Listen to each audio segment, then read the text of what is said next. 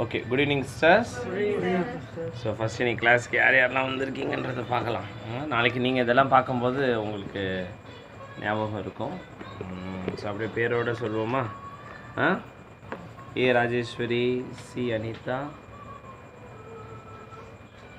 K Kaviyarasi, K Kaviyarasi, S Devi, A Kausalya, M Kalaiyarasi, அப்புறம் நம்ம ராதாகிருஷ்ணன் சாரும் மோகன்ராஜ் பிரதர்லாம் இருக்காங்க. சரி, ஏற்கனவே இப்போ நம்ம உங்களுக்கு ஆல்ரெடி அறிமுகப்படுத்தியிருந்தேன். இது ரொம்ப நல்ல book, grace anatomy for students edition. ஆழமாக படிக்கணுன்னா ஒரு 5-6 வருஷமாவது தேவைப்படும். இது எம்பிபிஎஸ் முதுகலை பட்டத்துக்கான அடிப்படை புக்கு, ஃபண்டமெண்டல் புக்கு. முழுசாக நம்மளும் படிக்க முடியல, இதை இருந்தாலும் படிக்க முயற்சி பண்ணலாம். படிக்கிறதுனா எப்போனாலும் படிக்கலாம் இல்லையா? சிஸ்டர் நேற்று ஞாபகப்படுத்தினாங்க, 357 நேற்று பேஜை நிறுத்தியிருந்தோம் இல்லையா? சரி, இது அந்தளவுக்கு தேவைப்படாது. சரி, இது ரொம்ப important class, pelvis and perineum. Perineal care பேடுன்னு இப்போ சமீபத்தில் வார்டில் சொல்லிகிட்டு இருக்கோம் பார்த்தீங்களா? அண்டர் பேடுக்கு பதிலாக பெரினியல் கேர் பேடுன்னு பேர் சொல்லுங்கன்னு. பெரினியம் என்னென்னா இந்த பாட்டம் தான் பெரினியம். அந்த 3 வாசல் இருக்குது இல்லையா? முதல் வாசல் என்னது? சலவாசல். சலவாசல் அப்படின்னா யூரின் போகிறது. அடுத்து கர்ப்பவாசல்னா கர்ப்பப்பையோட வாசல். அடுத்து மலவாசல். இந்த 3 வாசல்னு இதுக்கு பேர். இது பேர் யுரித்ரா, வெஜைனா. இது பேர் ஏனல் கெனால். இது பெண்ணுக்கு. ஆணுக்கு அதே தான், ஆனால் இந்த கர்ப்பவாசல் அந்த பை மட்டும் இருக்காது. அதுக்கு பதிலாக அந்த உறுப்பு வெளிப்புறத்தில், இப்போ பெண் உறுப்புக்கு யூரின் போகிற இடத்துல ஒரு துவாரம் மட்டும்தான் இருக்கும். மேலோட யூரின் ட்ராக் பாருங்கள், லாங்காக இருக்குது. ஸோ இது நல்லா ஒத்து கவனிங்க. இப்போ நீங்கள் கச்சிட்டு போடுறது இந்த நுனியை பிடிச்சி போடுறீங்க. அதை நுனி போன உடனே என்ன ஒரு இடத்துல முட்டுதா, அப்புறம் அது அப்படியே உள்ளே போகுதா, அப்புறம் இன்னொரு இடத்துல முட்டும், அப்புறம் தான் இதுக்குள்ளே போகும். ஆனால் ஃபீமேல் கத்தீட்ரு அப்படி இல்லை. கத்தீட்ரு போட்டவங்களுக்கு அனுபவம் இருக்கும். ஃபீமேல் கத்தீட்ரு போட்டோன்னே யூரின் வரும் நொடுக்குன்னு. மேல் கத்தீட்ரில் உள்ளே நுழைக்க வேண்டியது இருக்கும். அதனால தான் மேல் கத்தீட்ரைசேஷன் கொஞ்சம் டிஃபிகல்ட்டாக இருக்கும், ஃபீமேல் கத்தீட்ரைசேஷன் கொஞ்சம் ஈஸியாக இருக்கும். ஸோ இது ஒரு பேசிக் பேக்ரவுண்டு. ஸோ இதில் நீங்கள் ஃபீமேலில் பாருங்கள், சில பார்ட்ஸ் எல்லாம் இருக்குது. முன்னாடி பார்க்குற போன் இந்த பியூபிக் போன், இந்த முடியெல்லாம் இருக்குது இல்லையா? அதுக்கு மேலே ஒரு எலும்பு முட்டும், அது பேர் பியூபிக் போன். பேக்கில் சேக்ரம் காக்கிக்ஸு. இந்த ரெண்டுக்கு இடையில் ஒரு பாத்திரம் மாதிரி ஒரு எலும்பு, அந்த பாத்திரம் மாதிரி எலும்புக்கு பேர் தான் பெல்விஸ். இந்த பாத்திரம் மாதிரி எலும்புக்கு பேர் பெல்விஸ். இது முதல் உறுப்பு நீங்கள் பார்க்குறது யூரினரி பிளாடர். இது கிட்னிலேருந்து கனெக்ஷனு. இது கர்ப்பப்பையிலேருந்து கனெக்ஷன். இது பெருங்குடல்லேருந்து கனெக்ஷன், அப்படியே வெளியேற்றும். ஆணுக்கு பார்த்தீங்கன்னா ஒரு சின்ன வித்தியாசமான ஒரு உறுப்பு இருக்குது பாருங்கள். இங்கே யூரினில் இந்த ஒரு உறுப்பு இல்லை பாருங்கள். நேராக அங்கே பார்த்தாலும் அந்த டயக்ராம் தெரியுது பாருங்கள், நேரில் தெரியுதா? அந்த இடத்துலையும் நேரில் நம்ம ஓபிலையும் ஒரு டயக்ராம் லாங் ஸ்டாண்டிங்காக, இதில் ஜூம்லாம் தெரியாதுன்னு நினைக்கிறேன், இருந்தாலும் ட்ரை பண்ணலாம். அந்த நேரத்தில் ஒரு டயக்ராம் தெரியுது இல்லையா? அதுதான் அந்த யூரின் போகிற இடம். ஏன் அதை பற்றி முக்கியத்துவம் கொடுக்குறோம் அப்படின்னா, இப்போ நீங்கள் மீனெல்லாம் வாங்குறீங்க, இந்த வளர்ப்பு மீன் எதில் வச்சு எடுத்துகிட்டு போகிறீங்க வீட்டுக்கு? ஒரு கவரில் தண்ணி வச்சு இல்லையா? அது மாதிரி தான் இந்த நேற்றே உங்களுக்கு சொன்னேன், ஆணுறுப்பில் விந்தணுக்கள் வெளியே இருக்கும், விந்தணுக்கள் விரப்பையில் இருக்கும். ஆனால் விரப்பையிலேருந்து நேரடியாகவே அது ஆணுறுப்புக்கு வழியாக வெளியேறதில்லை, அது உள்ளே போய் சூடாகி தான் வரும். ஸோ ஏன் வெளியே வச்சுருக்காங்கன்னா, அது கூலிங்கில் மெயின்டைன் ஆகணுங்கிறதுக்காக. ஸோ இது இந்த பருவ காலத்தில் இது தெரியும் பொழுது பாலினம் சார்ந்து தான் தெரிஞ்சுக்கணுன்னு அவசியம் இல்லை. எதிர்காலத்தில் நீங்கள் ஒரு தாய்மாராகவும் இருக்கலாம் இல்லையா? அப்போது உங்களுக்கு ஒரு ஆண் குழந்தை பிறக்கும் பொழுது ஆண் உறுப்பு எப்படி இருக்கும், அது ஏன் அந்த விதப்பை ஒரே வடிவத்தில் இருக்கிறது இல்லை. அந்த விதப்பை அது வரக்கூடிய டயக்ராமில் பார்க்கலாம், வரும்போது அந்த இடத்துல வரும்போது சொல்கிறேன். ஸோ அது போயிட்டு வரும் பொழுது இந்த இடத்துல ஒரு லிக்விட் ஜென்ரேட் ஆகும், ப்ராஸ்டேட். இங்கே பார்த்தீங்கன்னா கத்திரிப்பூ கலரில் ஒன்று இருக்குதா, ப்ராஸ்டேட். அது எதுக்குன்னா, விந்தணுக்கள் போகும் பொழுது 2 நாட்கள் வரைக்குமே அந்த முட்டையை ஃபர்டிலைஸ் பண்ணுற கெப்பாசிட்டி இருக்குது. அந்த அந்த ஆணும் பெண்ணும், ஆணோட விந்தும் பெண்ணோட முட்டையும் சேரும் பொழுது ஒருவேளை முட்டை அந்த இடத்துல வராமல் நின்றுருந்தால் ஒருவேளை ஆணோட விந்து ஒரு நாள் முன்னாடி போயிருந்தா கூட ஒரு நாள் எக்ஸ்ட்ரா வரைக்கும் உயிர் வாழ்கிறதுக்கான அதுக்கிட்ட உணவு இருக்குது. அந்த உணவு யார் தராங்கன்னா இந்த ப்ராஸ்டேட். போகும் பொழுது நம்ம ஊர்லாம் வரும்பொழுது நீங்களாம் இந்த இது சட்னி ஊறுகாய் இதெல்லாம் கொண்டு வரீங்க தெரியுங்களா, வந்து சாப்பிட்டு பாருங்கள் சார், எங்கள் வீட்டில் எங்கள் அம்மா பண்ணாங்க. எதுக்கு எவ்வளோ நாள்? 20 நாளாக இருக்கும்? இல்லை, ஒரு நாள் 2 நாள் இருக்கும். அதுக்கப்புறம் பூர்ணம் பூத்துரும். அதுக்குள்ளே நம்மளே வச்சு சாப்பிடணும்னா சாப்பிடலாம், இல்லாட்டி யாருக்காவது பகிர்ந்துக்கணும்.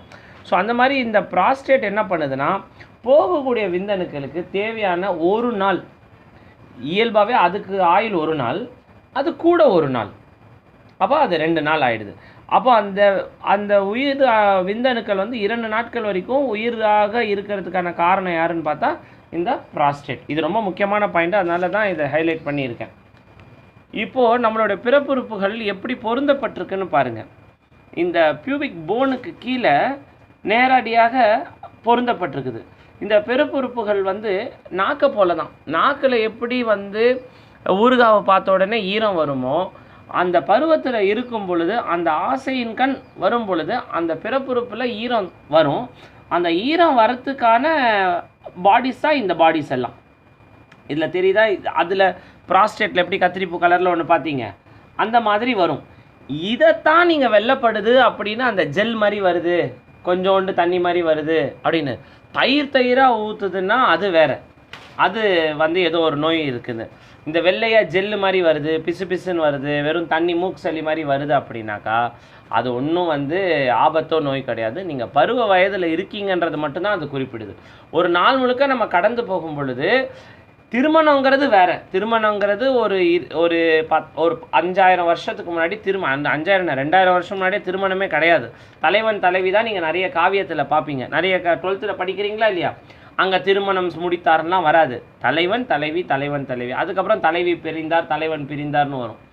ஆனால் அதெல்லாம் நிறைய ஏமாற்று வேலைகள் நடக்குதுன்னு சங்க காலத்தில் வந்தது தான் திருமணம். அப்போ தான் 1000 பேர்கிட்ட சொல்லி இந்த தீ சாட்சியாக வச்சு அதுக்கப்புறம் நிறைய விஷயங்கள் நடக்குது. எதுக்காக இது சொல்ல வந்தேன்னா, ஒரு ஆண் ஒரு பெண் மேலே ஈர்ப்பு வரும்பொழுது அது ஒரோடையாக நிற்கிறது இல்லை. ஒரு நாள் கிடக்கும் பொழுது ஏதோ ஒரு நேரம் வரும். ஆனால் நம்ம மனசு என்ன பண்ணும், அதை கட்டுப்படுத்திடும்.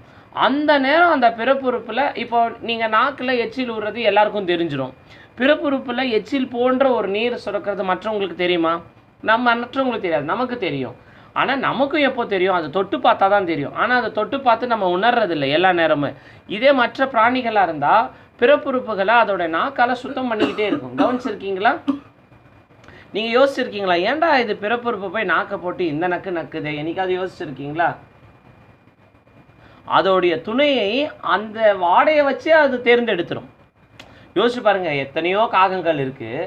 காகங்கள்லாம் நமக்கு பார்க்குறதுக்கு ஒரே மாதிரி இருக்குது. ஆனால் அந்த ஆண் காகம் அந்த பெண் காகத்தை தேடி கரெக்டாக வருது. எப்படி? இந்த பிறப்புறுப்போடையும் அந்த வேர்வையோட வாசனையை பொறுத்து தான். அந்த கிளான்ஸ் தான் இந்த கிளான்ஸ் எல்லாம், இந்த ப்ராஸ்டேட் கிளான்ஸு, இந்த கிளைட்டோரிஸ் மேலே இருக்கிற கிளான்ஸு, இது எல்லாமே இருக்குது. ஸோ இது வந்து ஓரளவுக்கு நீங்கள் புரிஞ்சுருப்பீங்க. இப்போ நீங்கள் பார்க்குறீங்கன்னா பெல்விஸில் இதுதான் இன்லெட். பெல்விஸில் இதுதான் இன்லெட். பொதுவாக இன்னும் கொஞ்சம் நாளில் எதிர்காலத்தில் நீங்கள் ஒரு தாய்மாராக இருக்கிறதால இதை நீங்கள் தெரிஞ்சுக்கிறது நல்லது. இந்த குழந்தை வளர்கிற காலத்தில் 3 கட்டங்களாக பிரிச்சுக்கிறோம். முதல் 3 மாதங்கள் ஒரு மாற்றமும் தெரியாது, எப்பவும் போல் இருக்கும். அதிகபட்சம் கொஞ்சம் மயக்கம் இருக்கும், வாந்தி இருக்கும், வெயிட் கெயின் ஆகாது. 2வது 3 மாதங்களையும் பெரிய மாற்றங்கள் இருக்காது. 3வது 3 மாதங்களில் வரும்பொழுது உள்ளெல்லாம் அசைறது கொள்றதெல்லாம் நல்லா தெரியும். அப்போ அந்த கடைசியாக தலை வந்து உட்காந்துருச்சுன்னு சொல்கிறாங்களே, அது உட்காந்துச்சுன்னு எதை சொல்கிறாங்கன்னா, இந்த பெல்விஸ் பிரிம்குள்ளே வந்து மாட்டி நிற்கும். நீங்கள் எதுவும் இது அதிர்ச்சியாக நினைக்காதீங்க. இப்போ நான் சொல்கிறத வச்சு இந்த நிறைய பேர் மோஷன் போகும்பொழுது மோஷன் வந்து முட்டிகிட்டு நிற்கும், பார்த்துருக்கீங்களா? நிறைய பேஷண்ட் 5ஆம் நம்பர் பெட்டில் எல்லாம் நம்ம விரல் விட்ட அதே அமைப்பில் தான் இதுவும் வந்து நிற்கும். உங்களுக்கு அதில் எவ்வளோ தூரம் அனுபவம் இருக்குன்னு தெரியல. நான் வந்து நார்மல் டெலிவரி வார்டிலலாம் நம்ம அண்டர் கிராஜுவேட்டாக இருந்தால் அதெல்லாம் ஒர்க் பண்ணணும் இல்லையா, அப்போ நான் பார்க்கும்போது தலை கரெக்டாக முட்டிகிட்டு வந்து நிற்கும். அப்படியே கருப்பாக தெரியும். அந்த கருப்பு என்னென்னு பார்த்தா அந்த குழந்தையோட தலை, அந்த முடி. ஆனால் அந்த கருப்பும் இந்த கருப்பாக தெரியாது, அப்படியே நீர் படலத்தோடு தெரியும். அந்த பனிக்கூடம் எல்லாருக்கும் பனிக்கூடம் உடஞ்சி ஒன்றும் வந்துட மாட்டாங்க. சில பேருக்கு தான் பனிக்கூடம் வீட்டில் உடையும், நிறைய பேருக்கு வார்டில் உடையும், வீட்டிலேருந்து வரும் நேரம் உடையும். அப்போ அந்த கருப்பாக ஒரு உருவம் தெரியும், அதுதான் தலை. அது மெல்ல மெல்ல வந்து அதெல்லாம் வந்து ஒரு இயற்கையோட அதிசயம். அது நேரடியாக பார்த்தா மட்டும்தான் அந்த அனுபவம் தெரியும். ஒருவேளை உங்களுக்கு என்றைக்காவது அந்த வாய்ப்பு கிடச்சிதுன்னா நீங்கள் கைனக் ஹாஸ்பிட்டலில் ஒர்க் பண்ணிங்கன்னா அந்த அனுபவம் பெறத்துக்கு பாருங்கள். இந்த மாதிரி உங்கள் சார்ட்டெல்லாம் நீங்கள் டிமாண்ட் பண்ணி கேட்கணும், ரெக்வஸ்ட் பண்ணியாவது கேட்கணும். டிமாண்டுனா கட்டளையிடுவது, ரெக்வஸ்ட்னா அன்பான வேண்டுகோள் விடுறது. நீங்கள் வேண்டுகோள் விடுத்துவீங்களோ இல்லை கட்டளையிடுவீங்களோ அது உங்கள் சாமர்த்தியம். இந்த மாதிரி எங்களுக்கு வந்து ஒரு மகப்பேறு ஹாஸ்பிட்டலில் எங்களுக்கு ஒரு 6 மாதம் டியூட்டி போடுங்க. கண்டிப்பாக கேளுங்க. ஒரு பெண் அதை தெரிஞ்சிருக்கணும். அந்த காலத்தில் மகப்பேறு. ஆனால் இப்போ மருத்துவர்களுக்கே இந்த விஷயம் தெரியாமல் இருக்கிறது தான் ஒரு அதிர்ச்சி நிலை. நீங்கள் அப்படியா போகும்பொழுது கூட முடிஞ்ச அளவில் அரசு மருத்துவமனையில் இருக்கிற மாதிரி எங்களுக்கு கேளுங்க சார், எங்களுக்கு வந்து மகப்பேறு இருக்காங்க, எங்களுக்கு டியூட்டி போடுங்க. ஒரு பெண் மகப்பேறு பார்த்து தெரிஞ்சுக்கிறது அவசிய கடமை. இது சரியா? இதெல்லாம் ஏதோ இது எனக்கு தெரிஞ்ச அளவில் சொல்கிறேன் ஓரளவுக்கு. இருந்தாலும் நீங்கள் இன்னும் ஆழமாக போகணுன்னா அங்கே போய் பார்த்தா தான் தெரியும். இப்போ இதில் அப்படியே பாருங்கள், எல்லாம் தசைகள்லாம் ஒன்று மேலே ஒன்று அப்படியே செட் ஆகிட்டே வரப்படுது. தெரியுதா இந்த அமைப்பு? இது ஒரு ஆன்டீரியர் வியூ காட்டுறாங்க. மலப்பை, கர்ப்பப்பை, மலப்பை, கர்ப்பப்பை, சிறுநீரகப்பை. இது ஒரு ஆண், மலப்பையும் சிறுநீர் பை மட்டும்தான் தெரியுது. இது கீழேருந்து ஃபோக்கஸ் பண்ணி காட்டுறாங்க.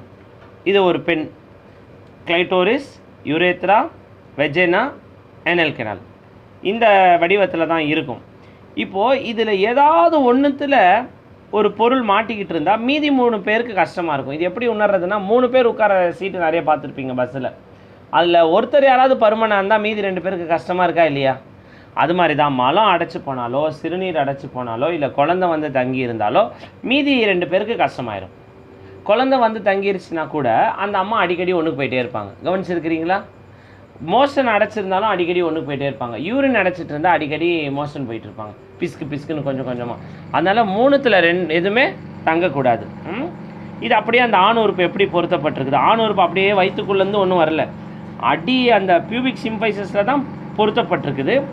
இதுவும் எப்படி நான் பெண்ணுக்கு உங்களுக்கு சொன்னேன், அந்த பருவ நேரத்தில் அந்த ஆசையின் கண் வர நேரத்தில் அதில் நீர் சுரக்குங்கிறது மாதிரி இதுவும் அனிமா மகிமா அப்படின்ற ஒரு திட்டத்துக்குள்ளே வருது. அது என்ன அனிமா மகிமானா? அனிமானா சின்னது, மகிமானா பெருசு.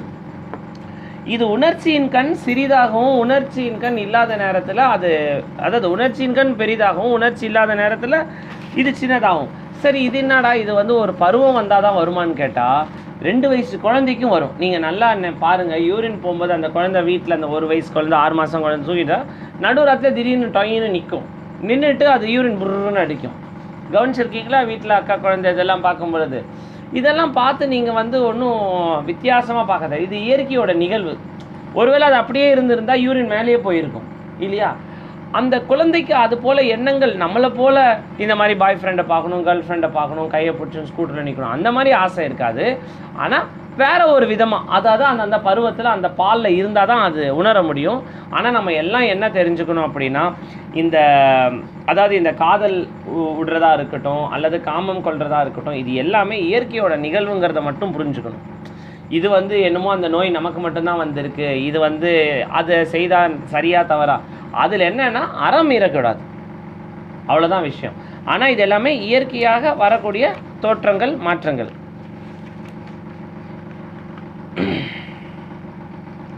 இப்போ வந்து இதுக்கான ஒரு அந்த பிரிம் காட்டுறாங்க. தெரியுதா இந்த ரெட் லைனிங்?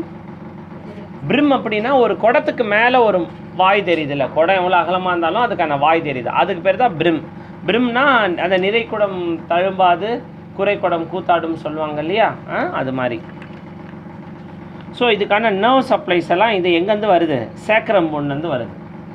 தெரியுதா? இது சேக்ரம் போன், இந்த 5 போன் ஃபியூஸ் ஆகி நிற்குது இல்லையா, இதோட நர்வ் சப்ளைலாம் வருது. அதனால தான் பைக்கில் ரொம்ப நேரம் உட்காந்து போனீங்கன்னா அந்த ஆசனவாய் யூரின் போகிற எல்லாமே மரத்து போயிடும், பைக் ரொம்ப நேரம் ஓட்டினாக்கா.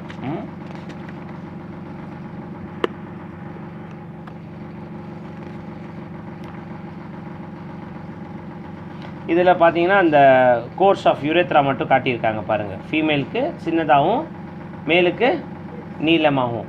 அப்புறம் இந்த டயக்ராம் ரொம்ப முக்கியமான டயக்ராம் தான். இதை பாருங்கள், இது வந்து இந்த மசில்ஸ் எல்லாமே கீழே வந்து ஒரு மோளம் மாதிரி தங்கி பிடிச்சிக்கிட்டு இருக்குது. கவனிச்சிருக்கீங்களா?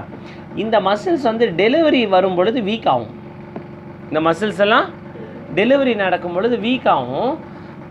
அதனால தான் டெலிவரிக்கு முன்ன வரைக்குமே வேலை செஞ்சுக்கிட்டு இருக்கணும், டெலிவரிக்கு அப்புறமும் வேலை செய்ய ஆரம்பிச்சிடணும். அந்த காலத்தில் அப்படி தான் பண்ணுவாங்க. திடீர்னு டெலிவரி ஆனோடனே ஒருத்தவங்க வேட்டியோ சேலையோ 4 மணியோ பிடிப்பாங்க, குழந்தை பிறந்துடும், திரும்ப பால் கொடுப்பாங்க, வேலைக்கு. இந்த மாதிரி டாக்டரே சொல்லிட்டாங்க, ஒரு குண்டூசி கூட குனிஞ்சு கரெக்டாக இல்லை டாக்டர் நான் கேட்டுக்கிறேன், அது தடவை எங்கள் மாமியாரை கூட்டிகிட்டு வரேன், நீங்கள் அப்போ ஒரு தடவை சொல்லுங்கள் அப்படின்னு சொல்கிறாங்க. அதுபோல் நடந்தால் என்ன ஆகும்? வயிற்றை கிழிச்சு குழந்தை எடுக்க வேண்டியது தான். ஏன்னா இந்த மசில் வந்து சுருங்கி விரியும் பொழுது தான் ஃப்ரீயாக வரும். இப்போ நீங்கள் வளையல் போகலை, என்ன பண்ணுறீங்க? சோப்பு போடுறீங்களா இல்லையா? அந்த சோப்பு போடுறதோடைய எண்ணம் என்ன? அதோடைய அடிப்படை கொள்கை என்ன? வலுவழுப்பு தன்மை வரத்துக்கு தானே லூப்ரிகேஷன். லூப்ரிகேஷன் ஏன் வருது? லூப்ரிகேஷன் வந்தால் வளைஞ்சு கொடுக்கும். எது வளைஞ்சு கொடுக்கும்? வளையலா கையா? கை வளைஞ்சு கொடுக்கும் இல்லையா? அப்படி தானே? அது மாதிரி தான் எப்போவுமே பாதை வளையக்கூடாது, பயனாளி தான் வளையணும். இன்றைக்கி பாதையை வளைக்கிற ஒரு எண்ணம் வந்துருச்சு நமக்கு இல்லையா? அப்படி தானே? அப்படி வந்துருச்சு. எப்போவுமே ஒரு போகிற பாதை தெளிவாக இருக்கணும், பயனாளி தான் கொஞ்சம் வளைஞ்சு நிலைஞ்சு போகணும். இப்போ இது இடம் தான் நம்ம தான் குனிஞ்சு போகணும். அப்போது இது நீங்கள் வேலை கீழே செஞ்சுட்டு இருந்தீங்கன்னா அந்த பாதை நேராக இருக்கும். அந்த வர பயனாளிக்கு ஒரு யார் வரப்போகிறா பயனாளி? 3 பயனாளிகள் வருவாங்க. முதல் வாரத்தில் யூரின் வரும், 2வது வாரத்தில் குழந்தை வரும், 3வது வாரத்தில் மலம் வரும். குழந்தை அடிக்கடி வந்து போக போகிறது இல்லை. அது ஒரு ஆயுள் காலத்துக்கே அதிகபட்சம் 10 to 13 குழந்தைங்க வரலாம். சரி, எத்தனை குழந்தைங்க பிறக்கலாம் ஒரு பெண்ணுக்கு? நிறைய குழந்தைகள் பிறந்தால் ஆபத்தா? ஏன்னா நாளைக்கு மகளிர் தினம், இதை பற்றி தெரிஞ்சுக்கிறது நல்லது தான். அதிக குழந்தைகள் பிறந்தால் அந்த அம்மாவுக்கு ஆபத்தா, இல்லை கம்மியாக குழந்தை பிறந்தால் நல்லதா? கம்மியாக பிறந்தா சார் இருப்பா. நீங்கள் எல்லாம் சொல்லுங்கள் செவிலியர்கள். அதிகமாக பிறந்தால் தான் நல்லது.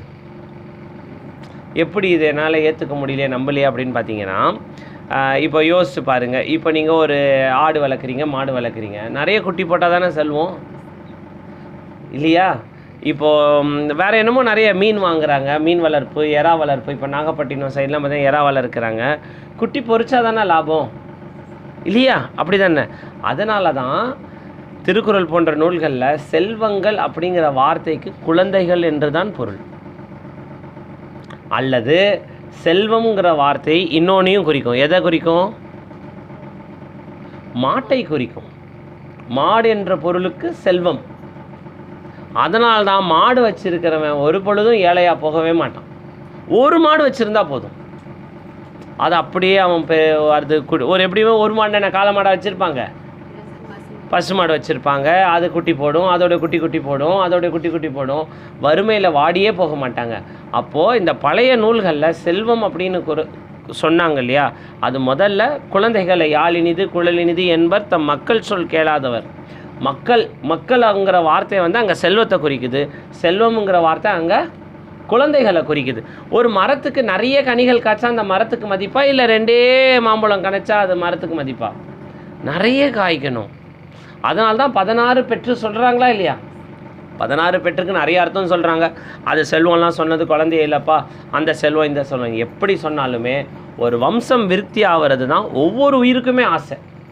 அதனால தான் அந்த ஒரு மாமரமாக இருந்தால் கூட அந்த பழத்தில் இனிமையான கனி இருக்குது, ஒரு பருத்தி விதையாக இருந்தால் கூட அதில் சுற்றி என்ன இருக்குது? பஞ்சு இருக்குது. அது இன வெறுக்தி. அதை தான் சார்ல்ஸ் டார்வின் என்ன சொல்கிறாரு? ப்ரோக்ரியேஷன் அப்படின்னு சொல்கிறாரு. ப்ரோக்ரியேஷன்னா ஒவ்வொரு இனமும் தன் இனத்தை விருத்தி செய்வதற்கு அரும்பாடுபடுகிறதுன்னு சொல்கிறாங்க. எல்லாருக்கும் அந்த ஆசை இருக்கா இல்லையா? ஒரு நம்ம தாத்தா வந்து என் வாரிசை பார்த்துட்டு போனால் போதுன்றாங்க. வாரிசு படமே வந்ததே இப்போது. வாரிசு 3 ஒரு விஜய், அப்புறம் இன்னும் 2 பேர்லாம் வராங்க. அவங்க பேர் தெரியல. ஆர்பிக் அட்வர்டைஸ்மெண்ட்டில் ஒருத்தர், அப்புறம் எனக்கு அவங்க பேர் தெரியல. ஆனால் நீங்கள் என்ன, இது அதிக குழந்தைகள் பிறக்க குழந்தை ஈஸியாக பிறந்துடும். 3வது, இது ஏதோ நான் உங்களை வந்து வச்சு மூல செலவை செய்கிறேன்னு நினைக்காதீங்க. இது இருக்கிற விஷயத்தை எடுத்து சொல்கிறேன். இதனால் எனக்கு லாபமும் இல்லை நஷ்டமும் இல்லை. இது இப்போ உங்களுக்கு அடிப்படையாக ஒரு பெண்ணாக இருந்து, ஏன்னா அது என்ன சொல்லுவாங்க, இருக்கிற காலகட்டத்தில் எங்கே சார் 2 குழந்தை வளர்க்குறதுக்கே எங்கே துப்பு இல்லை, வசதி இல்லை, வாய்ப்பு இல்லைன்னா. அந்த காலத்தில் 15 பேர்லாம் பிறந்தாங்களா இல்லையா? கேள்விப்பட்டிருக்கீங்களா? எப்படி வளர்த்துருப்பாங்க? என்ன ஆகிருக்கும்? ஒரு குழந்தை வளர்ந்து வந்தோடனே அது 3வது 4வது குழந்தைய பார்த்துக்க ஆரம்பிச்சிருக்கும். அதுக்கு விளையாடுறதுக்கு ஒரு பொம்மை போல், அன்பு செய்கிறதுக்கு ஒரு குழந்தெல்லாம் யாராக இருந்தாலும் கொஞ்சம். இப்போல்லாம் உங்களை தூக்கி யாராவது கொஞ்சிறாங்களா? இல்லையா? அப்போது அந்த குழந்தைன்னு வந்தாலே இயல்பாக அதுக்கு ஒரு மென்மை வந்துடுது, பூ போல் ஒரு தோற்றம் வந்துடுது. அப்படியே கட்டி பிடிப்பாங்க, முத்தம் கொடுப்பாங்க. ஒன்றுக்கு போனால் கூட பரவாயில்லம்மா தொடர். இப்போ நம்ம போய் மேலே யார் மேலே ஏறி நின்று ஒன்றுக்கு போனால் என்ன சொல்லுவாங்க? கழுத வயசாகுது, என்னப்பா இது சொல்லுவாங்களா சொல்ல மாட்டாங்களா? அதனால் அப்போது அன்பு செய்கிறதுக்கு ஒரு கருவி தான் இந்த குழந்தை. ஒரு வீட்டில் ரொம்ப கஷ்டமாக இருக்கும். இருந்தாலும் குழந்தையோட சத்தம் அதுக்கும் அந்த பெரிய குழந்தைக்கு விளையாடுறதுக்கு துணை இருக்கும். அது பெருசாச்சுன்னா அப்புறம் அது குழந்தை பிறக்க ஆரம்பிச்சிடும். அப்படியே என்னாகும், இன்னும் விருத்தியாகும். அப்போது நிறைய குழந்தைகள் பிறக்க இந்த துவாரம் என்னாகும், நல்லா வளைஞ்சு கொடுக்கும். இப்போ 1-2 பிறக்கிறதால தான் வரவே முடியல. அந்த 1-2ஓட பிரச்சனை என்னென்னா, இப்போ இந்த குழந்தைகள் வளருதுன்னு வச்சுக்கோங்க. இப்போ நீங்கள் நல்லா ஞாபகம் வச்சுக்கோங்க, ஒரு வீட்டில் வந்து ஒரு 20 இட்லி இருக்குது, 10 குழந்தைங்க இருக்காங்க. ஒரு ஆளுக்கு எத்தனை இட்லி கிடைக்கும்? 2 இட்லி. 20 இட்லி இருக்குது, 2 குழந்தைங்க இருக்காங்க. இப்போ ஒரு ஆளுக்கு எத்தனை இட்லி கிடைக்கும்? 10 இட்லி கிடைக்கும். 10 இட்லி சாப்பிட்டு அது பருமனாகி பருத்தி போய் நீர் கட்டி வந்து வசதி வாய்ப்பாகி செல்ஃபோன் 50,000 செல்ஃபோனை வாங்கிக்கிறது, டச்சு ஃபோனு அது இது ஸ்மார்ட் வாட்ச் எல்லாம் வாங்கி வறுமை இருந்திருந்தா வறுமை எப்படி வரும்? நிறைய பேர் இருந்தால் ஆட்டோமேட்டிக்காக வறுமை வராதா? அப்போ உணவு அளவாயிடுமா இல்லையா? அப்போ நிறைய உழைப்பாங்களா இல்லையா? அதுக்காக செல்வம் தேடி. இதுதான் விஷயம். அதனால தான் 16 பெற்று பெருவாழ்வு வாழ்கன்னாங்க. ஒரு சில ஊரில் இப்போ நாங்கள் போனோம், பெருக வாழ்ந்தான்னு ஒரு ஊர் பேர், பெருக வாழ்ந்தான் ஊர் பேர், பெருக வாழ்ந்தான் எல்லாம் இருக்குது. ஸோ இந்த இடத்துல இதை நிறுத்தினேன், உள்ளே போவோம். இப்போ நம்ம சாப்பிட்டுக்குள்ள இது வந்து அந்த பெல்விஸ் போனு. இந்த இடத்துல நீங்கள் பார்க்குற நாட்ஸ் தான் ஃபீமர் போன் முட்டை போகுது. ஃபீமர் போன் முட்டை போகுது இந்த இடத்துல. இது வர நீங்கள் பார்க்கலாம். சும்மா அப்படியே ஃபாலோ பண்ணிக்கிட்டே வாங்க. சேக்கரம் போனோட அமைப்பு தெரியுதா? இந்த புக்கில் பார்த்தா ரியல் டைம் போன் பார்க்குற மாதிரியே இருக்கும். அதுதான் இந்த புக்கோட அமைப்பு. இந்த சேக்கரம் போன் அப்படி வளைஞ்சு வர்றது. காக்கிக்ஸ் நமக்கு வால் இருக்கா இல்லையா? இருக்குது. பயன்பாடு இல்லாததுனால அது சுருக்கப்பட்டிருக்கு. ஆட்டுக்கும் மாட்டுக்கு ஏன் வால் பெருச்சு வச்சாங்கன்னா, ஆடோட பாடி சின்னது, அதுக்கு அவ்வளோ பெரிய வால் தேவையில்லை.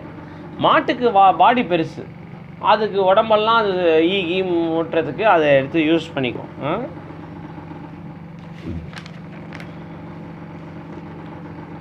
இது பாருங்கள், இந்த பெல்விஸ் இருக்கு இல்லையா, இதுலேயே ஆண் பெண் பாலினம் பெண் பாலினம் வித்தியாசம் இருக்குது அப்படின்னு சொல்கிறாங்க. இந்த மாதிரி வடிவத்தில் இருக்குது அப்படின்னு வச்சுக்கோங்களேன். இந்த மாதிரி வடிவத்தில் இருந்தால் அது ஆண் அப்படின்றாங்க. இந்த மாதிரி வடிவத்தில் இருந்தால் அது பெண். இது ஆண், இது பெண். ஏன் இது விரிவாக இருக்கா, இது விரிவாக இருக்கா? இது விரிவாக இருக்குது. ஏன் விரிவு இருக்குது? காரணம், ஒரு குழந்தை வரணும். இவருக்கு எதாவது குழந்தை வரப்போதா? கிடையாது. அதனால் இயற்கையிலேயே என்ன டிஃப்ரென்சஸ் போட்டிருக்காங்க? Gender differences. இது வந்து அந்த பெல்விக் இன்லெட்டை யாரெல்லாம் அதில் முட்டு கொடுக்குறாங்கன்னு தெரியுது. சேக்கரம் கொஞ்சம் பங்கு வலிக்குதா? ஈலியம் போன் கொஞ்சம் பங்கு கொடுக்குதா? பியூபிக் போன் கொஞ்சம் பங்கு கொடுக்குதா? இஸ்கியம் போன். ஸோ இது எல்லாமே வலிக்கிறதால ஒரு தேரை ஒரு ஆளால் இழுக்க முடியாது. எத்தனை பேர்? ஒரு 10-20 பேர் வேண்டி இருக்கு இல்லையா? அது மாதிரி இந்த குழந்தை வரும் பொழுது இது இயல்பாக திறக்காது. இந்த எலும்புகள்லாம் குழந்தை வரக்கூடிய காலகட்டங்களில் மட்டும் கடுமையான அழுத்தத்தில், குழந்தையும் முட்டி மோதியும் தான் வரணும். குழந்தைக்கும் உழைப்பு தேவை. அதனால தான் உழைப்பு இல்லாமல் உயர்ந்தவங்க சரித்திரமே கிடையாது. குழந்தை வெளியே வரத்துக்கும் முட்டி மோதிக்கிட்டு வரும். வருமா இல்லையா? வரும் பொழுது இவங்கெல்லாம் கொஞ்சம் வளைஞ்சு கொடுப்பாங்க. வரும்பொழுது இவங்க எல்லாமே கொஞ்சம் வளைஞ்சு கொடுப்பாங்க. வளைஞ்சு கொடுக்கும் பொழுது கடுமையான வலி ஏற்படும். அது ஆண்களால் கற்பனையும் பண்ண முடியாதுன்றாங்க. அதுதான் ஒரு மனிதன் அதிகப்படியாக சுமக்கக்கூடிய வலி அதுதான்றாங்க, பிரசவ வலி. அதுக்கு மேலே வலியே இல்லைப்பா அப்படின்னு சொல்கிறாங்க. சாட்டையில் அடிக்கிறது, கிள்றது, ஆசிட் ஊற்றுறது, வெட்டுறது, விரலெல்லாம் துண்டாக வீசுறது, என்ன வலியாக இருந்தாலும் எல்லாம் இதுக்கு கம்மி தான். அவ்வளோ வலி இருக்குமா? அதனால் பயந்துடாதீங்க. அந்த வலி வந்த உடனே, குழந்தை பிறந்தோடனே அந்த வலி போயிடும். அந்த குழந்தைய பார்த்த அதை தான் திருக்குறளில் திரும்பவும் எனக்கு கரெக்டாக அந்த வசனம் தெரியல, ஒரு சாருக்கு தெரியுமா, உவர்ந்தால் மிகவும் ஈன்ற பொழுதுன்னு ஒரு குறள் ஆரம்பிக்கும். ஈன்ற பொழுது கொஞ்சம் சத்தமாக சொல்லுங்கள் பார்க்கலாம் சிஸ்டர். வாங்க. சான்றோன் என கேட்ட தாய். அதாவது ஈன்ற பொழுதுல ஒரு ஓர்ப்பு ஏற்படுது, ஒரு சந்தோஷம், மகிழ்ச்சி ஏற்படுது. அதுக்கப்புறம் அந்த தாய்க்கு எப்போ மகிழ்ச்சி ஏற்படுது தெரியுமா? என் புள்ள பெரிய ஆளுன்னு யாரோ ஒருத்தர் சொல்கிறது இவங்க காதுபட கேட்குறாங்க. இந்த தாய் கேட்குறாங்க. இப்போ இவங்க அப்பா உங்கள் பொண்ணாப்பா அனிதா பெரிய நர்ஸுப்பா, நல்ல சாமர்த்தியமான பிள்ளை, அருமையாக வென்ஃப்ளான் போடுது, பேஷண்ட்லாம் வலிக்கிறதே இல்லை அப்படின்னு அந்த தாய்க்கு வந்து யாரோ ஒருத்தவங்க பின்னாடி பெஞ்சில் கேட்டுட்ருக்காங்க. நீங்கள் மேலே அவார்டு வாங்க வரீங்க, இங்கே கேட்டவங்க உடனே என்ன பண்ணுவாங்க? ஆனந்த கண்ணீரை அதுதான் பெரிதும் உவர்ந்தாள். எப்போ? முதல்ல உங்களை பிறக்கும்பொழுது சந்தோஷப்பட்டாங்களாம், அதுக்கப்புறம் துக்கம்தான் இல்லையா? பீமூத்திரம் தின்னி அழிக்கின்னு எல்லாம் அதெல்லாம் முடிஞ்ச பிறகு கடைசியில் எப்போ அடுத்து உவர்க்கிறாளாம், நீங்கள் சூப்பர்மேன், உங்களை வந்து எல்லாரும் ஊரே பாராட்டு தான், அதை அவங்க காதில் கேட்டால் போதுன்றாங்க. இது ஏன் அதை பற்றி அவ்வளோ சந்தோஷப்படுறாங்கன்னா, எதோடு ஒப்பிடுறாங்க, இந்த வலியை வேதனையை அனுபவிச்ச அந்த தாய், கடுமையான வலி இருக்கும், இதை தான் பெல்விக் இன்லெட் அப்படின்னு சொல்கிறாங்க. சரியா? அப்புறம் இதில் ஏற்படக்கூடிய தசைகள் அதெல்லாம் பார்த்துக்கிட்டே வாங்க, அப்படியே ஒரு கண் வச்சுக்கிட்டே வாங்க. தசைகள் ஒன்று மேலே ஒன்று சேர்ந்துக்கிட்டே வருது பாருங்கள். இதுக்கு நிறைய பேர் இருக்குது, இலியோகாக்சிஜியஸ், பியூபோகாக்சிஜியஸ். இது இன்ட்ரெஸ்ட் இருக்கிறவங்க அப்புறம் ஆழமாக போய் படிங்க.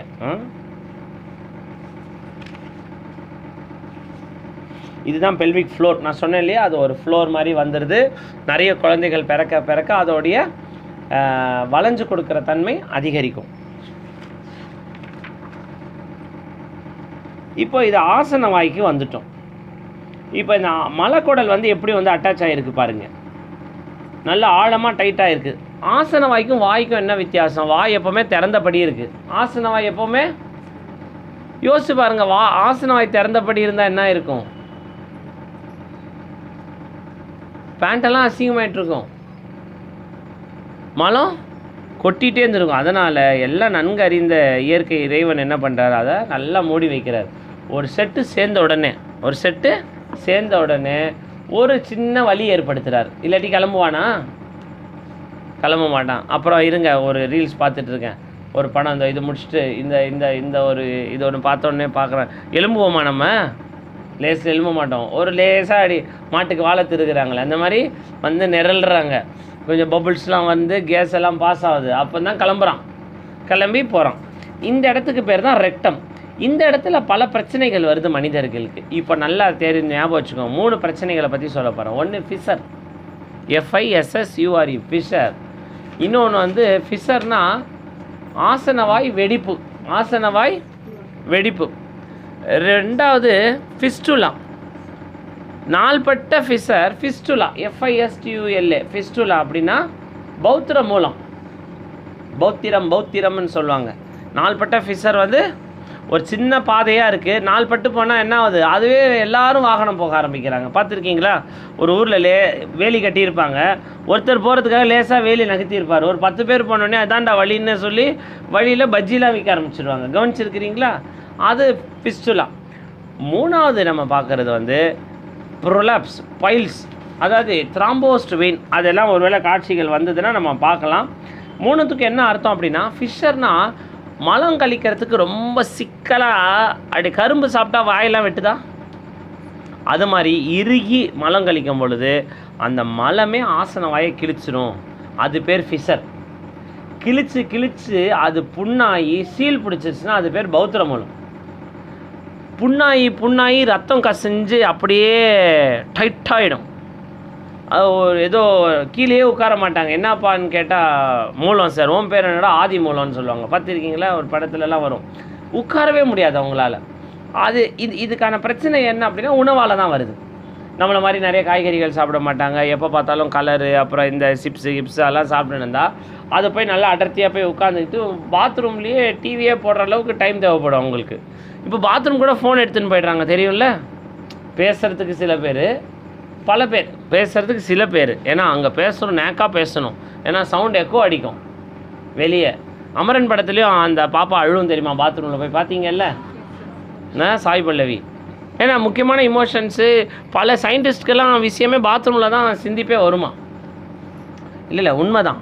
அதனால தான் இமோஷன் சொல்கிறாங்கல்ல, எடுத்துட்டிங்கன்னா இமோஷனாக ஃபீலிங். என்ன ஃபீலிங்ஸ் வருமா நிறைய? அது இந்த ஃபீலிங் இல்லை, வெவ்வேறு ஃபீலிங். இதை சாதிக்கணும், அதை சாதிக்கணும், இதை செய்யணும், இதெல்லாம் பண்ணணும் அப்படின்ட்டு. அது மாதிரி இந்த மலம் கழிக்கலைன்னா ஒரு ஃபீலிங்கும் வராது. மலம் கழிக்கினா ஒரே ஃபீலிங். என்ன ஃபீலிங்? கழிக்கணுங்கிற ஃபீலிங். அதில் தான் இப்போ உங்களுக்கு அந்த 3 இது சொன்னேன். இந்த 3 இது ஒருவேளை ரொம்ப கான்ஸ்டிபேஷன் ஆகிடுச்சுன்னா என்ன ஆகும்? யூரின் அடிக்கடி பிஸ்குன்னு வரும். அதுதான் இன்கான்டினன்ஸ். வயதானவங்களில் யூரின் வந்து சிரிச்சாலோ தும்முனாலோ யூரின் வந்துடுது, காலோட போயிடுது, பாத்ரூம் போகிறதுக்கு முன்னே போயிடுதுன்னா காரணம் என்னென்னா மலைக்குடல் வீங்கி போயிருக்கும். மலைக்குடல் நம்ம வார்டு அட்மிஷன்லேயே பார்க்குறீங்கள, எல்லாம் அப்படியே கட்டி கட்டியாக தங்கம் எடுக்கிற மாதிரி எடுக்கிறோமா இல்லையா, அது அது அப்படியே வீங்கி போச்சுன்னா நான் என்ன சொன்னேன், 3 பயனாளிகள் இருக்கிறாங்க. வயதானவங்க காலத்தில் இந்த கர்ப்பப்பைக்கு ஒன்றும் வேலை இல்லை, சுருங்கி போயிருக்கும். அடுத்து வந்து பாதிக்க போகிறது மூத்திரப்பை. அப்போ என்ன ஆகும், வயதானவங்க இப்போலாம் வயதானவங்க இல்லை, இப்போலாம் 50-60 வயசுன்னு கூட இல்லை, 20-30 வயசுலேயே 35 வயசு இந்த அந்த அவங்களுக்குள்ளே காலோட யூரின் போய்ட்றாங்க. சிரிச்சா தும்முனாலாம் யூரின்னு போய்ட்றாங்க. இரவில் சிறுநீர் கலைக்கிற பழக்கம் சில பேருக்கு இருக்கும், கேள்விப்பட்டிருக்கீங்களா?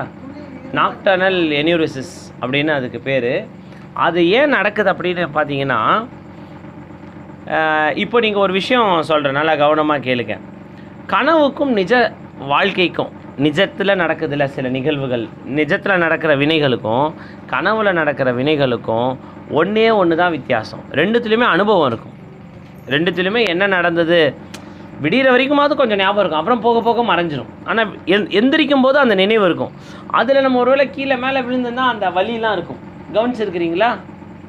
கீழே மேலே ஒரு பஸ்ஸிலேருந்து விழுந்த போது அடிப்பாங்க, அந்த வலி கனவுலேயே காட்சியாக இருந்தால் கூட நம்மளை துரத்துற மாதிரி அடிக்கிற மாதிரி, நம்ம யாரோ இறந்துட்ட மாதிரி இருந்தால் உண்மையாகவே இறந்துடும். அங்கே இது கனவு தான்டா, இன்னும் நல்லா அடிக்கணும் அப்படியே நினைக்கிறோம்.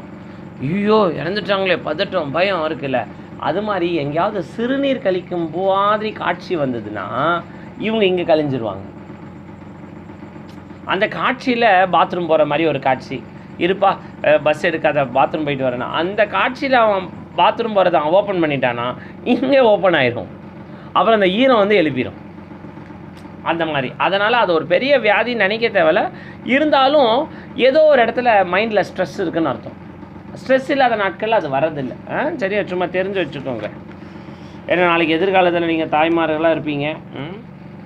இதுதான் கத்தீட்ரு போடுற வழி. மேலுக்கு இப்படி போகிறோம், ஃபீமேலுக்கு போகிறோம், பார்த்துருக்கீங்களா?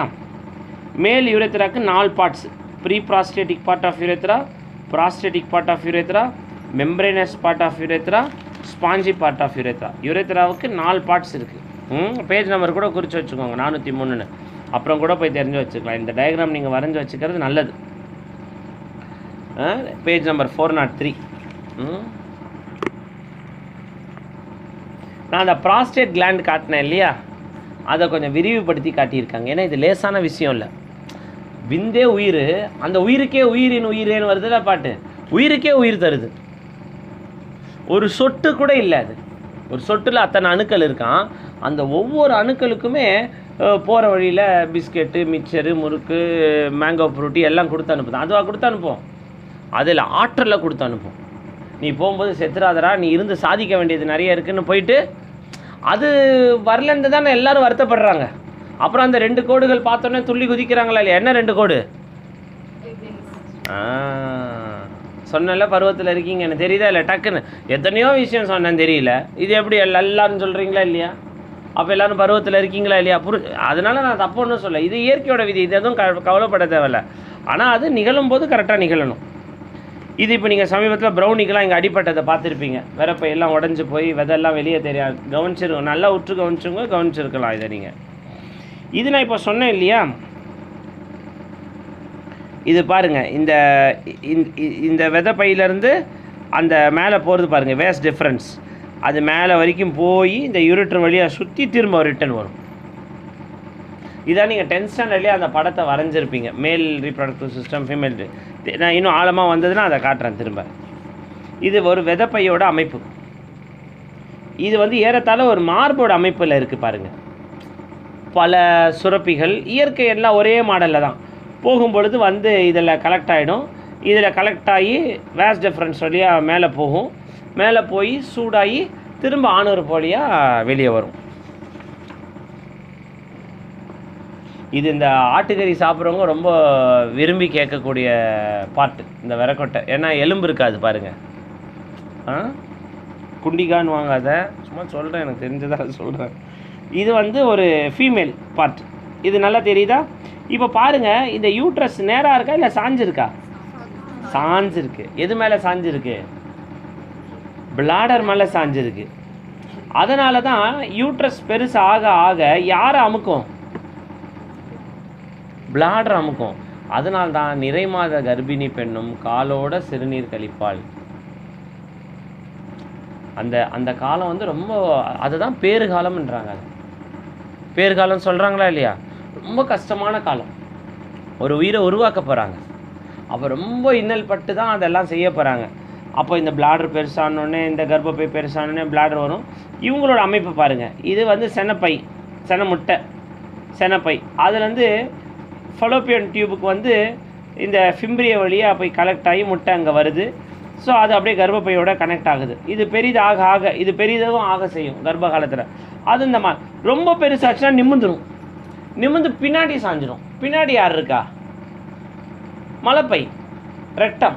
அப்போ அதுவும் அடிக்கடி மோஷன் போகணுன்ற ஃபீலிங் வரும். இதெல்லாம் சும்மா தெரிஞ்சு வச்சுக்கோங்க. இதோட அமைப்பு எப்படி இருக்குன்னு செட்டப் தெரியுதா? இதில்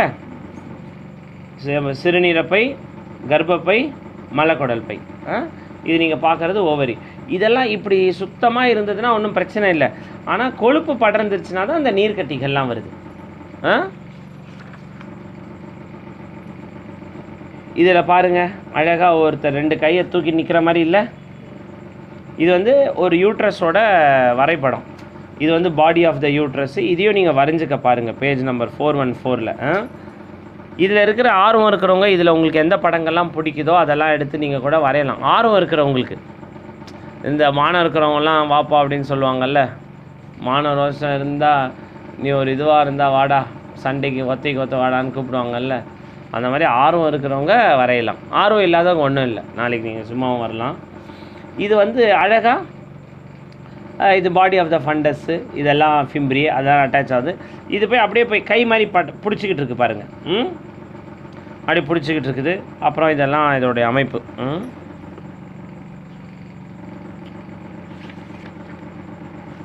இப்போ இந்த ஆப்ரேஷன் பண்ணிடுறாங்கன்றாங்க இல்லையா, கர்ப்பப்பையில் குழந்தை வேணான்ற ஆப்ரேஷன் எங்கே பண்ணுறாங்கன்னா இங்கே தான் பண்ணிடுறாங்க. அப்புறம் அவங்க ஆப்ரேஷன் பண்ணாலும் இயற்கை விடுறதில்ல, டியூப்பில் வந்து குழந்தை நின்றுடுது ஒரு நேரம். அதுக்கு பேர் தான் எக்டோபிக் ப்ரெக்னன்சி.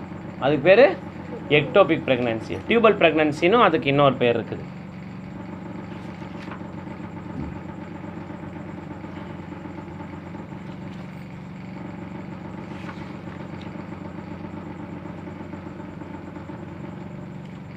ஸோ இதெல்லாம் அடியோட வேர் வெட்டி காட்டுறாங்க, தெரியுதா? இது மேலுக்கு வெட்டி காட்டுறாங்க, இது ஃபீமேலுக்கு வெட்டி காட்டுறாங்க. இதெல்லாம் உங்களால் கற்பனை பண்ண முடியுதா? சிறுநீரகப்பை, கர்ப்பப்பை, மலைப்பை. இது வந்து அது எப்படியெல்லாம் ஆக்ட் ஆகுதுன்னு காட்டுறாங்க. எல்லாமே கீழே சிந்துற மாதிரி தான் வச்சுருக்கு பாருங்கள். அதனால தான் ரொம்பின உடனே அது சிந்த ஆரம்பிச்சிடும். இது அதுக்கு எல்லாமே உங்களுக்கு சொன்ன நரம்பு மண்டலங்களில் 2 பிரிவுகள் இருக்குது. 2 பிரிவு என்ன? ஒன்று வேலை செய்கிறது மோட்டார், ஆர்வத்தை தூண்டுறது சென்சரி. சூடாக இருக்குது, தொடுது, தேதா, சென்சரி. கை எடுக்கிறேன் இல்லையா, அது மோட்டார். நான் நேற்று சொன்னேன் இல்லையா உதாரணம், அந்த காஸ் பண்டல் விழுது, கண்ணால் பார்க்குது, காலை பிடிக்குது, காலில் இருக்கா பார்க்குது, திரும்ப கை எடுக்குது. இவ்வளோ வேலை எவ்வளோ நேரத்தில் நடந்தது? ஏன்னா நீங்கள் பக்கத்தில் இருந்தீங்க, நீங்கள் தானே இருந்தீங்க. எவ்வளோ கடை நடந்தது. ஆனால் அதுக்கு என்ன இருக்கணும்? நம்ம நைட்டெல்லாம் தூங்கி வரணுமா, தூங்காமல் வரணுமா? நல்லா தூங்கி வரணும். நல்லா தூங்காமல் வந்தால் என்ன ஆகும்? விழுந்ததே தெரியாது. எங்கன்னு தெரிலம்மா, அது ஏதோ போயிடுச்சு, எங்கன்னு தெரில, கால் வந்துச்சா என்னன்னு தெரில, அது கால் வந்து ஓடி போச்சு. கால் வந்தால் ஓடி தானே போகும், கால் தான் நடமாடும், ஒரு இடத்துல நிற்காது. அப்புறம் அதுக்கெல்லாம் வந்து இதெல்லாம் இந்த ஃபீலிங்ஸ். அப்போ அந்த நரம்புகள் என்னென்ன வேலை செய்யுது? ஒரு சென்சரியும் ஒரு மோட்டாரும். நீங்கள் நல்லா ஞாபகம் வச்சுக்கணும், இந்த அளவில் நரம்பு மண்டலங்களுக்கு 2 பகுதி. ஒன்று ஃபீலிங், சென்சரி, அதுக்கு ஒரு ஆக்ஷன். அதுக்கு நிறைய உதாரணங்கள், காஸ்பீஸ் பிடிச்சதை சொன்னேன். கண்ணால் ஊறுகாவை பார்க்குது, நாக்கில் எச்சில் வருது, சென்சரி, ஃபீலிங். அப்புறம் சொன்னேன் இந்த ஜெல்லு மாதிரி வரத்துக்கும் காரணம் சொன்னேன். கண்ணால் பார்க்குற காட்சிக்கு இதயம் உணர்ச்சி வசப்படுது. ஃபீலிங் யாருக்கு தெரியுது? கர்ப்பப்பைக்கு தெரியும், ஈரப்பட்டுடும். அந்த ஈரத்துக்கு வேலை இல்லைன்னா அது காஞ்சு போய் ஜெல்லு மாதிரி வந்துடும். அது உடனே வந்து அழுக்கு விழுது அப்படின்னு நினைக்கக்கூடாது. ஓகேவா? ஸோ இந்த இடத்துல இன்றைக்கி நம்ம நிறுத்துவோம். ஏன்னா இன்னைக்கு கொஞ்சம் லேட்டாக ஸ்டார்ட் பண்ணியிருப்போம். முடிஞ்சால் நாளைக்கு இன்னும் கொஞ்சம் இது வந்து மேல் யுரேத்ராவை காட்டுறாங்க. தெரியுது இல்லையா?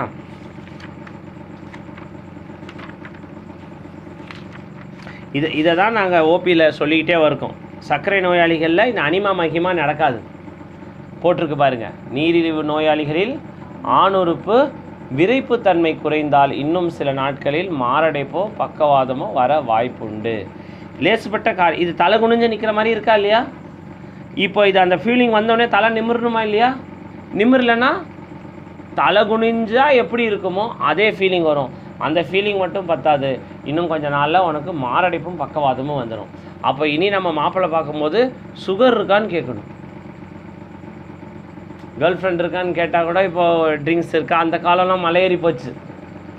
முன்னாடிலாம் நாங்கள்லாம் படிக்கும்போது ஏதாவது கெட்ட பழக்கம் இருக்கா இல்லை சார் கேட்பாங்க. பையனுக்கு ஏதாவது குடி இதெல்லாம் இருக்கா? இப்போ அது இருந்தால் கூட பரவாயில்லன்னு சொல்லலாம், அப்படின்னு சொல்ல முடியாது. இப்போ அடுத்து நிறைய சாப்பிடுவாரா, சுகர் இருக்கா, கொழுப்பு இருக்கா, பருத்தி இருக்காங்களா அப்படின்னு கேட்கணும். ஏன்னா சுகர் இருந்தால் தலை நிமிர்வு இருக்காது. இப்போ நீங்கள் என்ன வேணால் வேணான்னு சொல்லலாம், இதை நீங்கள் வேணான்னு சொல்ல முடியுமா? நல்லா யோசிச்சு பாருங்கள். ஏன்னா ஒவ்வொரு இனமும் தன் இனத்தை விருத்தி செய்வதற்கு அரும்பாடுபடுது இல்லையா? குட்டி போட்டுக்கிட்டே இருக்குது, பள்ளி குட்டி போட்டுக்கிட்டே இருக்குது, எறும்பு குட்டி போட்டுக்கிட்டே இருக்குது. அது ஆள் மனசோட அடி எண்ணம், அதை நீங்கள் வேரோட அறுக்கவே முடியாது. அறுக்கணுன்னா பெரிய மலை போல் உங்களுக்கு அனுபவம் இருந்தால் தான் அறுக்க முடியும். லேஸ்ட்டு அறுக்க முடியாது. சும்மா சொல்லலாம், இல்லைப்பா இப்போ எனக்கு கல்யாணம் வேணாப்பா, இன்னும் கொஞ்சம் நாள் போட்டுப்பா. ஆனால் உள்ள மனசு நம்ம பாய் ஃப்ரெண்ட் நினப்பு வந்துகிட்டே இருக்கும். வருதா இல்லையா? உண்மையாக சொல்லலாம், நான் இது யாரும் குத்தி காட்டியோ உங்களை காயப்படுத்தி, ஏன்னா இது நார்மல் இயல்பாக வர ஃபீலிங்.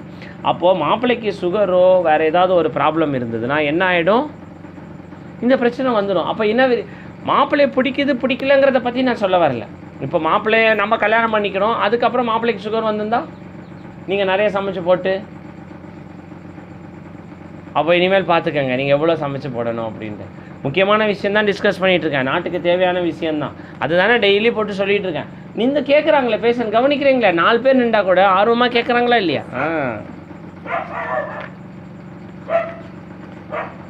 இது வந்து அதில் எப்படியெல்லாம் அதில் அந்த நல்ல ரத்தம் எல்லா இடத்துலையுமே ரத்த குழாய்கள் இருக்கும். ஒரு இடம்னு வந்துருச்சுன்னா 4 ஐட்டம் இருக்கும். ஒன்று ஃபஸ்ட்டு எலும்பு, தசைகள், ஜவ்வுகள், அதெல்லாம். அடுத்து வந்து நரம்பு மண்டலங்கள், நல்ல ரத்தம், கெட்ட ரத்தம், வெயின், ஆர்ட்ரி, நர்வ். அது கூட வந்து இந்த மஸ்குலேச்சர். ஸோ இதெல்லாம் தான் இது தொடர்ந்து வந்துக்கிட்டே இருக்குது. இந்த ஃபீமேல் பார்ட்டில் அவ்வளோ நிறைய பார்ட்ஸ் இல்லை சொல்கிறதுக்கு, இருந்தாலும் தெரிஞ்சுக்கலாம். இது கிளைட்டோரிஸு. 2 இதழ் இருக்கும், ஒன்று சிறு இதழ், ஒன்று பெரிய இதழ். சிறு இதழுக்கு பேர் லேபியம் மைனோரம், பெரிய இதழுக்கு பேர் லேபியம் மெஜோரம். ஆணுக்கு வந்து இந்த ஒரு தலை மாதிரி இருக்கு இல்லையா, அதுக்கு பேர் வந்து கிளான்ஸ். அதுக்கு மேலே ஒரு தோல் மூடும், அது பேர் ப்ரப்யூஸ். நீங்கள் எதிர்காலத்தில் தாய்மார்களாக இருக்கிற சமயத்தில் குழந்தைக்கு சில சமயம் பென்சில் போல் ஓட்டை வந்து யூரின் போகும்போது பலூன் மாதிரி வீங்கிக்கும் சில குழந்தைங்களுக்கு. அப்புறம் போய் சுண்ணத் ஆப்ரேஷன் பண்ணிட்டு வருவாங்க. எதுக்குன்னா பிறப்புலேயே சில பேருக்கு இந்த ஆணுறுப்பில் ஓட்டை வந்து சரியாக விழுந்திருக்காது. நம்ம இந்த சட்டை தச்சிட்டு இருக்கும்போது காஜா விழுந்திருக்கும், ஆனால் காஜாவில் ஓட்டை இருக்காது. அப்புறம் பிளேடில் அறுப்போம், பார்த்துருக்கீங்களா? அந்த ஜிப்பு போட்டிருப்பாங்க, ஆனால் ஜிப்பு திறக்காது, நம்ம ஒரு தடவை திறந்து மூடணும் இல்லையா? அது மாதிரி அவர் கடவுள் பிஸியாக இருக்கார்ல, இந்த காஜாவில் ஓட்டை போட விட்டுருப்பார். அது நம்ம போய் கொஞ்சம் ஓட்டை போட்டுட்டு வந்தோம்னா அப்புறம் வேலை செய்யும். நீங்கள் உடனே பிசிஏ டிஃபெக்ட்னு குப்பை தொட்டியில் போட்டுருப்பீங்க. ஒரு காலத்தில் அப்படி நடந்தது, ஒரு காலத்தில். அதெல்லாம் வரலாறு சில கதைகள் இருக்குது, அதை சொல்லி உங்களுக்கு போர் அடிக்கலை. இது ஒரு ரியல் டைம் பிக்சர். ஃபீமேல் யுரேத்ராக்கு காட்டுறாங்க பாருங்கள்.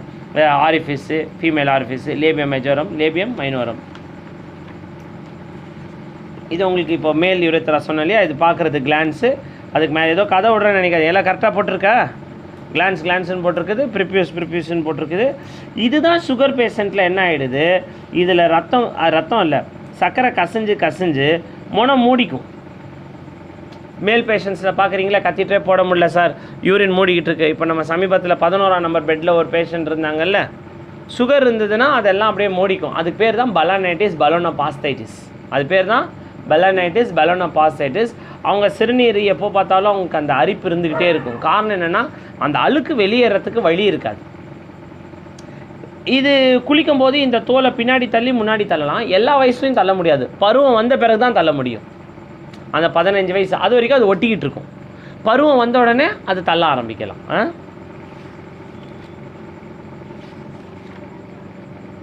இது வந்து ஆணுக்கான அந்த விதைப்பை, அதை பற்றியெல்லாம் படங்களில் காட்டிகிட்டு இருக்காங்க. இது ஒரு ரியல் டைம் பிக்சர், ஃபீமேல் மேல். இதுவும் ஒரு ரியல் டைம் இமேஜிங்.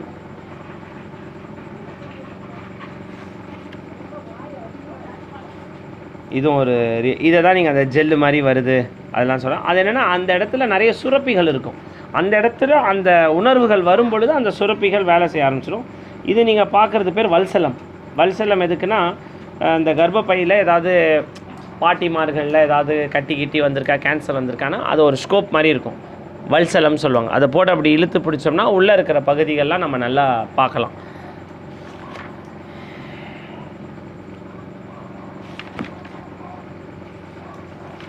ஓகேவா? இந்த இடத்துல இதை நிறுத்துகிறேன். நாளைக்கு நம்ம வந்து என்ன பண்ணலாம், நாளை இது வந்து இந்த லோவர் லிம் பற்றிலாம் கொஞ்சம் பார்த்துடலாம். லோவர் லிம் எதிர்காலத்தில் என்னென்ன வருதுன்னு, இந்த இனி வருவது அப்படின்னு காட்டுவோமா கொஞ்சம். இந்த காலோட தசைகள், காலோட அமைப்பு, அப்புறம் கையோட அமைப்பு. இந்த புக்கு கொஞ்சம் இன்ட்ரெஸ்டிங்காக இருக்கா? அப்புறம் last of the head and neck, தலைனா இந்த இது தெரியுதா, தலையோட தசைகள். இப்போ சில பேருக்கு இங்கே கோடு தெரியும், இவங்கெல்லாம் சிரிச்சா. இப்போ எங்களை மாதிரி கொஞ்சம் பருத்தி இருந்தால் தெரியாது. எங்கே சிரிங்க பார்க்கலாம், தெரியுதா?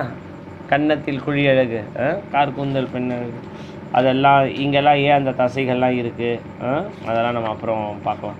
ஸ்கேல்பில் இருக்கிற ரோமங்கள், தலையில் கண்ணோட அமைப்பு, காதோட அமைப்பு. சரி, okay, thank you sisters, good night, have a nice day.